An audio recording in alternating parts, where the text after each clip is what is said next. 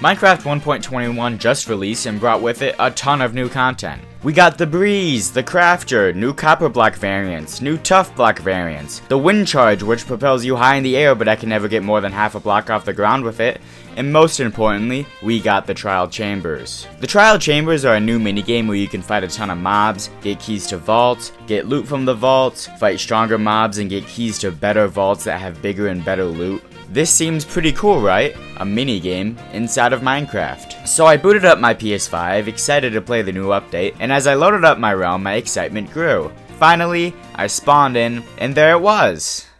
Oh yeah. To get to the Trial Chambers, I first have to travel super far away because everything within a 5,000 block radius has already been loaded. I go into the nether, hop on my iceboat highway, travel around 1,000 blocks, make a new nether portal, enter the overworld, dig down to Y level -30, and mine in a straight line for an hour until I find the Trial Chambers. Do you see the problem here? When you update your world, the new structures can't load into chunks you've already rendered because if they did, it would completely mess up anything you've built there. So to get new content, you have to go into unexplored chunks. That's just how it is, there's no way to avoid that. But unfortunately, this creates a growing problem as you play the game more and more. For each update, you have to travel further and further to experience the new content. This is a pretty unique problem that really only Minecraft has. Like, for example, when a new Fortnite update comes out, the map can change drastically. When you play on the new update, you're immediately greeted with the new content. It's instant gratification.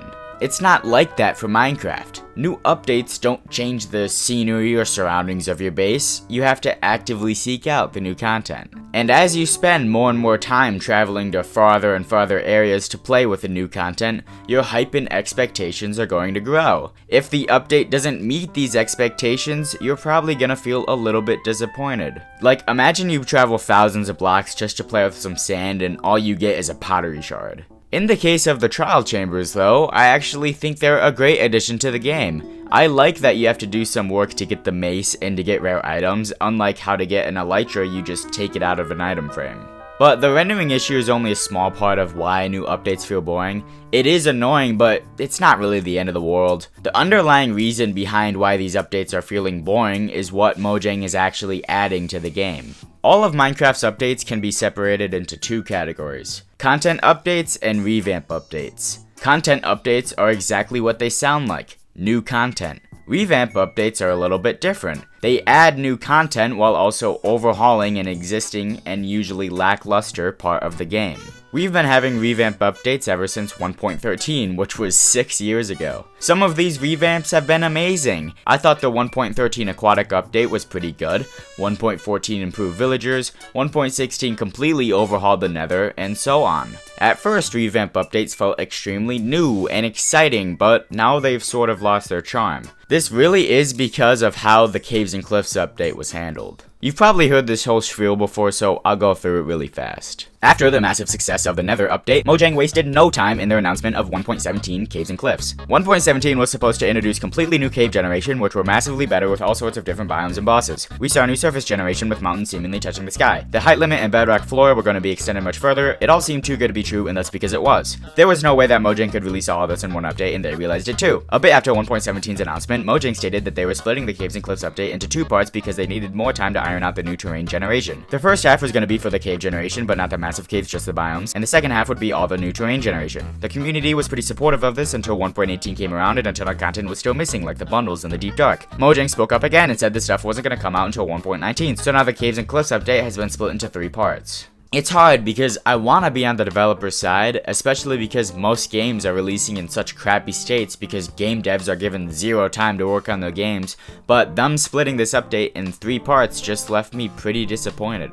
This whole update cycle is actually pretty similar to Fortnite. In 2019, Fortnite realized their player base was getting pretty bored with their game, so they released an entirely new map just like how Mojang started doing revamp updates. After a few chapters and some poorly received seasons, Fortnite realized people were getting less excited about new chapters, so with their 5th chapter, they released 3 new game modes. Minecraft hasn't done anything different since they started doing revamp updates. Not that the Nether update and Caves and Cliffs update weren't major updates, but they just weren't a new type of update. I do have something that would get everyone excited about Minecraft, and it also is a new type of update.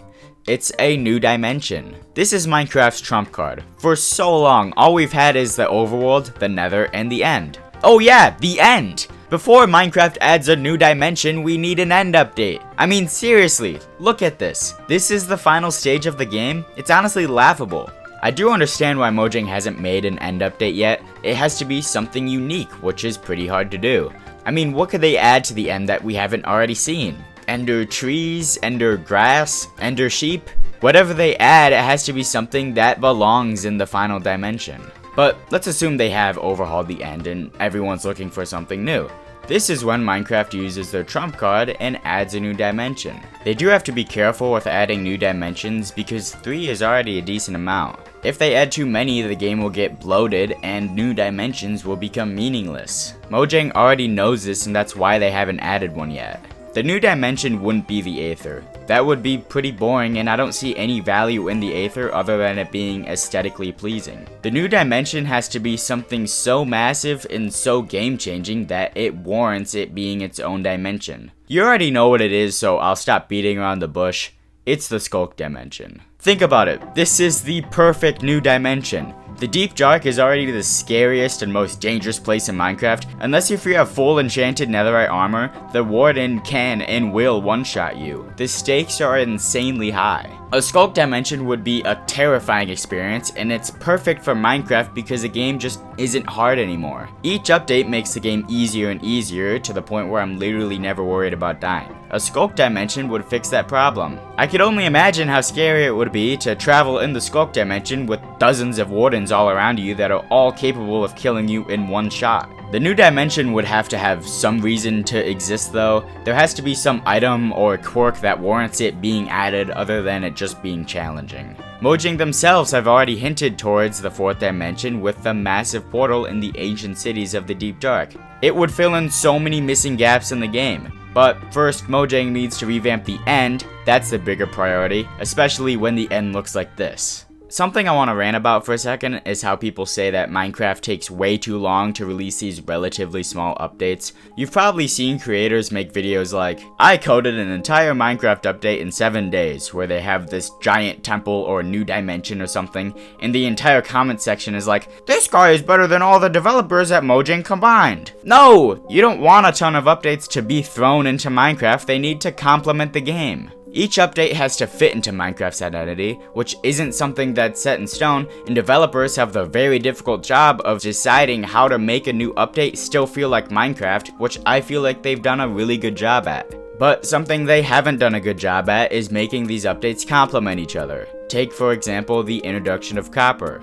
Copper is so incredibly easy to get that I am more excited to find coal than I am to find copper. There's only a handful of recipes that use copper, and they don't even really make sense to have copper in them anyways. This problem isn't just unique to copper. So many updates add these blocks that have like 1 or 2 use cases. Diamonds have completely lost their value over the years because no update has included recipes that use them. And this is how every update is. They focus more on making new content than making the new content work together with the already existing content. I didn't think 1.21 was boring, it just wasn't a game-changing update. And that's really all this comes down to. New updates aren't completely changing the game, so people are perceiving this as the updates themselves being boring. We're going to get amazing updates and we're going to get lackluster updates. An update that is amazing for a builder is gonna feel pretty boring to a redstoner. It's hard for an update to cater towards every type of player.